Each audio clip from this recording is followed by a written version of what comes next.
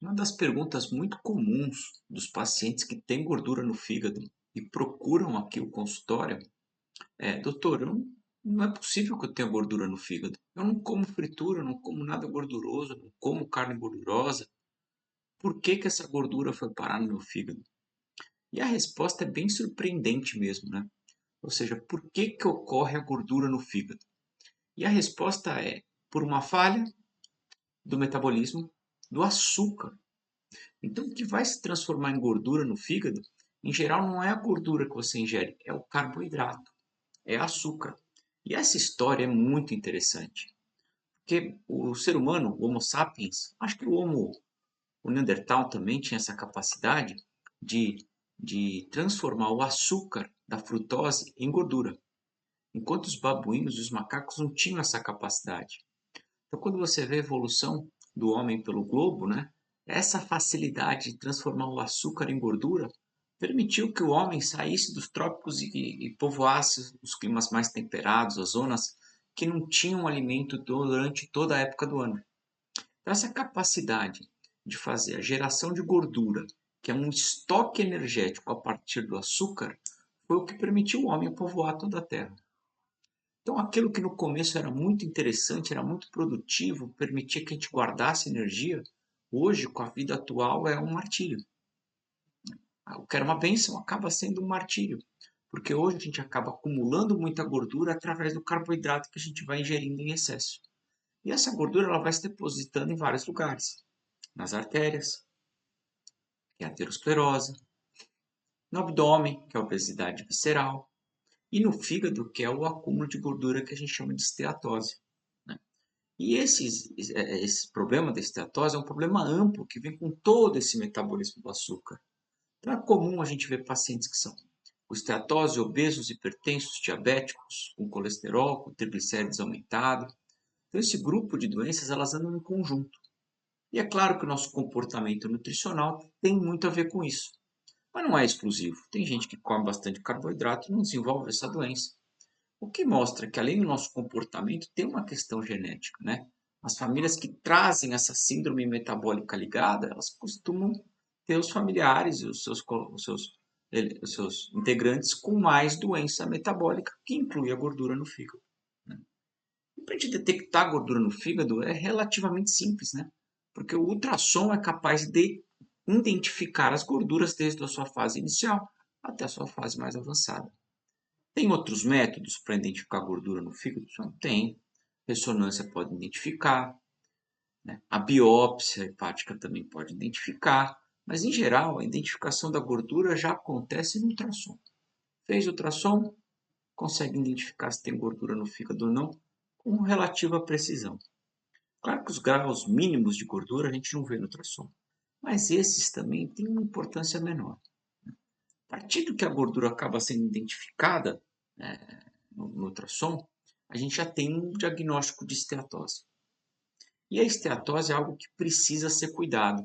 Se você voltar umas décadas atrás, os médicos dizem, não, esteatose, isso não é nada, fica tranquilo, isso aí é um problema menor, vamos cuidar daqui, vamos cuidar da diabetes, da hipertensão, e acabava deixando a esteatose em um plano secundário.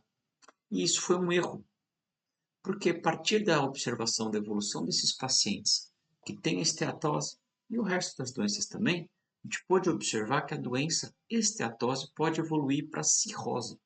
Isso mesmo, cirrose. Aquela mesma cirrose que o pessoal bebe e tal. Tanto é uma surpresa quando a gente fala para o paciente, pô, você está com cirrose, cara, mas eu não bebo, doutor. Mas na verdade foi uma evolução dessa gordura no fígado. Essa gordura, por si só, não causa cirrose, mas ela deflagra uma doença que chama esteatohepatite, que é uma inflamação. E essa inflamação vai levando a cicatrizes no fígado, que no culminar das décadas vira cirrose. Então, aquela gordura que era considerada inócua, a gente sabe que um grupo de pacientes vai caminhar para a cirrose. E aí vem uma pergunta, né? Como saber que grupo de pacientes vai chegar na cirrose? Aí a gente tem uma série de elementos. A gente tem elementos do sangue, elementos do ultrassom, elementos da ressonância. E a gente tem um exame, uma chavinha, uma peça-chave que ajuda a gente a entender o processo, que é um exame que chama elastografia. Nada mais é do que um método de medir a dureza do fígado. A gente pode fazer por ultrassom, pode fazer por ressonância, mas essa dureza medida já diz para a gente se o problema está se agravando ou não. Porque só gordura, sem inflamação, não vai levar a inflamação, não vai levar a fibrose, não vai alterar a dureza, não vai chegar na cirrose. À medida que a gente consegue identificar que já existe dureza naquele fígado, aí o processo já acaba sendo mais preocupante. Então, a elastografia e alguns exames de sangue conseguem nortear a gente quem são os pacientes mais graves. Porque esses pacientes mais graves, eles vão precisar de um tratamento específico. Então, em geral, quando a gente percebe que tem um grau de dureza no fígado, a gente faz uma biópsia. Essa biópsia serve para quê? Para confirmar que tem inflamação e para confirmar que a inflamação vem da gordura. Ou seja, que não é de uma outra causa aí qualquer, outra doença hepática que tem muitas.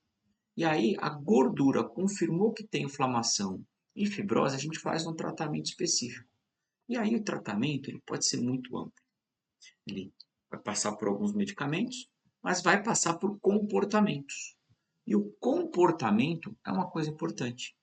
Comportamento é reduzir carboidrato, aumentar a musculatura, perder peso, reduzir a circunferência abdominal. E isso é a coisa mais importante do tratamento, porque ele serve para os pacientes que já têm a fibrose e, é óbvio, serve para os pacientes que também não têm fibrose. Então, todo mundo que tem esteatose vai passar por esse tratamento de perda de peso, reforço muscular, redução de carboidratos. Já o grupo que precisa de remédio, que é aqueles que têm fibrose, eles vão passar por uma série de avaliações. Porque os remédios podem ser desde vitaminas, como a vitamina E, até remédios antidiabéticos, como liraglutida, semaglutida, que hoje estão muito em moda. Então aí é muito importante consultar um especialista para entender qual é a melhor opção de remédio para você. Porque os remédios eles têm todos os seus benefícios, né? Mas do outro lado ele tem os malefícios também. Então é importante você escolher uma linha terapêutica que venha de encontro à sua necessidade. E é nisso que o especialista se baseia. Em geral, para os diabéticos, a gente usa muito esses análogos de LP1, né? Que o nome é liraglutida, semaglutida, vocês conhecem como Victoza, como Ozempic. Para os não diabéticos, a gente tem uma linha também de vitamina E numa dose alta, que tem os seus riscos, que pode ter algum benefício nessa inflamação. Para os diabéticos, a pioglitazona é um remédio que a gente usa como antidiabético, que pode ajudar no fígado, mas ele tem um problema, ele aumenta o peso. Então, quando você se deparar com um quadro de esteatose, o que eu gostaria de deixar de mensagem para você é que o problema está relacionado com gordura no fígado. E essa gordura no fígado vem em geral do consumo excessivo de carboidratos e dos seus riscos genéticos. A gente vai estratificar esse risco e pôr um tratamento medicamentoso ou não. Mas o tratamento de comportamento, o comportamental, com perda de peso, reforço muscular e redução de carboidrato, é para todo mundo. Então fica aqui mais uma dica. Inscreva-se aqui no canal, procure por atendimento especializado. Um abraço aí a todos.